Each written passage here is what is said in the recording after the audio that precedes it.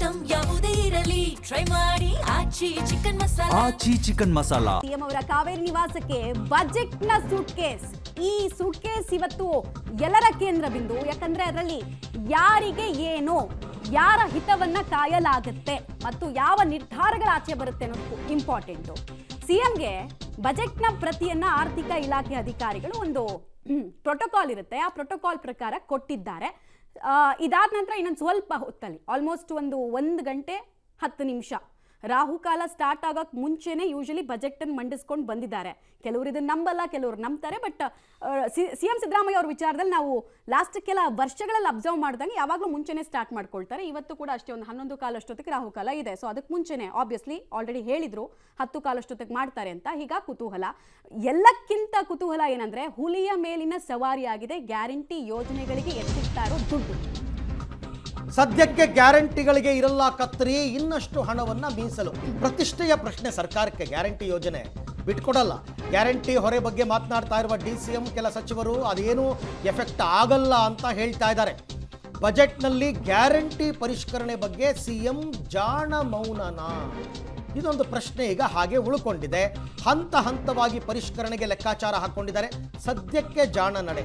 ಅಯ್ಯೋ ನೋಡಿದ, ಇವ್ರ ಕೈಲಿ ಮ್ಯಾನೇಜ್ ಮಾಡೋಕ್ಕಾಗಲಿಲ್ಲ ಅಂತ ಅನ್ನಿಸ್ಕೋಬಾರ್ದು. ಈ ನಡುವೆ ಮಹಿಳೆಯರಿಗೆ ಮತ್ತೊಂದು ಬಂಪರ್ ಯೋಜನೆ ಲೆಕ್ಕಾಚಾರ ಇದೆ.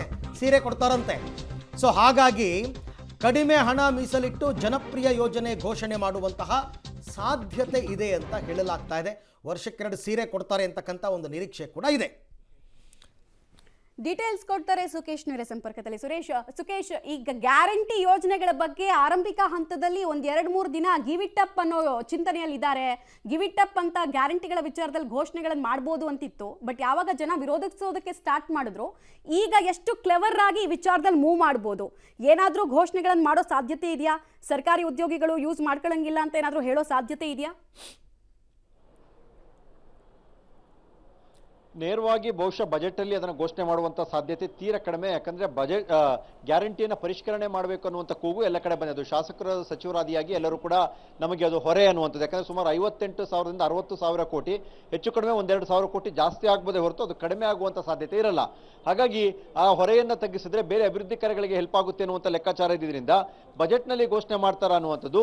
ಬಹುತೇಕ ಬಜೆಟ್ನಲ್ಲಿ ನೇರ ಘೋಷಣೆ ಇರಲಿಕ್ಕಿಲ್ಲ. ಆದರೆ ಕೆಲವೊಂದು ಪರಿಷ್ಕರಣೆಗಳಿಗೆ ತೆರೆಮರೆಯ ಕಸರತ್ತು ನಡೀತಾ ಇತ್ತು ಅನ್ನುವಂಥದ್ದು, ಪ್ರಯತ್ನಗಳು ನಡೀತಾ ಇದೆ ಅನ್ನುವಂಥದ್ದು.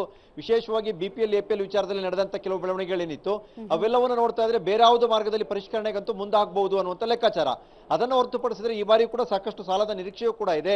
ನಿಗದಿತ ಮೂಲದಂತೆ ಇದುವರೆಗಿನ ಅದು ಕ್ರೋಢೀಕರಣ ಏನಿತ್ತು ಅದಕ್ಕೆ ಸಾಧ್ಯ ಆಗಿಲ್ಲ. ಅಂದ್ರೆ ಸರ್ಕಾರಕ್ಕೆ ತಾನು ನಿರೀಕ್ಷೆ ಮಾಡಿದಂಥ ರೀತಿಯಲ್ಲಿ ಟ್ಯಾಕ್ಸ್ ಕಲೆಕ್ಷನ್ ಇರ್ಬೋದು ಬೇರೆ ಬೇರೆ ಹಂತದಲ್ಲಿ. ಹಾಗಾಗಿ ಸೆಸ್ ವಿಚಾರದಲ್ಲಿ, ಪೆಟ್ರೋಲ್ ಮತ್ತು ಡೀಸೆಲ್ ವಿಚಾರದಲ್ಲಿ ಸೆಸ್ ₹1 ಹೆಚ್ಚಳ ಮಾಡಿಕೊಂಡು ತಮಗೆ ಏನು ಲೆಕ್ಕಾಚಾರ ಇತ್ತು ಅಲ್ಲಿಗೆ ಮ್ಯಾಚ್ ಮಾಡುವಂಥ ಪ್ರಯತ್ನ ಮಾಡಬಹುದು. ಬಹುತೇಕ 75,000 1 ಲಕ್ಷ ಕೋಟಿವರೆಗೂ ಕೂಡ ಹೆಚ್ಚುವರಿ ಸಾಲ ಆದರೆ ಬಹುತೇಕ 8 ಲಕ್ಷ ಕೋಟಿವರೆಗೂ ಸಾಲ ದಾಟಿ ಹೋಗುವಂಥ ಸಾಧ್ಯತೆ. ಹಾಗಾಗಿ ಈ ಬಾರಿ 4,10,30,000 ಕೋಟಿವರೆಗೂ ಹೋಗ್ಬೋದು. ಯಾಕಂದ್ರೆ 4,09,000 ಕೋಟಿಯ ಬಜೆಟ್ ಅನ್ನು ಕಳೆದ ಬಾರಿ ಮಂಡನೆ ಮಾಡಿದ್ರು. ಈ ಬಾರಿ ಒಂದು 15,000ರಿಂದ 20,000 ಕೋಟಿಗೆ ಹೆಚ್ಚುವರಿಯಾಗಿ ಮಂಡನೆ ಆಗ್ಬಹುದು ಅನ್ನುವಂಥ ಲೆಕ್ಕಾಚಾರ ಇದೆ. ಇವೆಲ್ಲವನ್ನ ನೋಡ್ತಾ ಇದ್ರೆ ಒಂದು ಬ್ಯಾಲೆನ್ಸ್ ಮಾಡುವ ಪ್ರಯತ್ನವನ್ನಂತೂ ಮುಖ್ಯಮಂತ್ರಿಗಳು ಮಾಡಬಹುದು. ಅದರಲ್ಲಿ ಗ್ಯಾರಂಟಿ ಹೊರೆಯನ್ನ ತಗ್ಗಿಸಿಕೊಳ್ಳಲಿಕ್ಕೆ ಏನಾದರೂ ನೇರ ಘೋಷಣೆ ಮಾಡ್ತಾರೆ ಅಂದ್ರೆ ಆ ಸಾಧ್ಯತೆ ತೀರಾ ಕಡಿಮೆ ಇದೆ. ಮಮತಾ, ರೈಟ್. ಹಾಗೆ ಸಂಪರ್ಕದಲ್ಲಿ ಸುಕೇಶ್, ನಿಮ್ಮ ಜೊತೆ ಮತ್ತೆ ಮಾತನಾಡ್ತೀವಿ. ಒಟ್ಟಾರೆ ಇದೇ ಕುತೂಹಲ. ಇನ್ನೊಂದು ಕೆಲವೇ ಹೊತ್ತಿನಲ್ಲಿ ಇದೆಲ್ಲದಕ್ಕೂ ಕೂಡ ತೆರೆ ಬೀಳುತ್ತೆ. ಅದರ ಬಗ್ಗೆ ಎಲ್ಲ ಮಾಹಿತಿ ಕೊಡ್ತಾ ಹೋಗ್ತೀವಿ.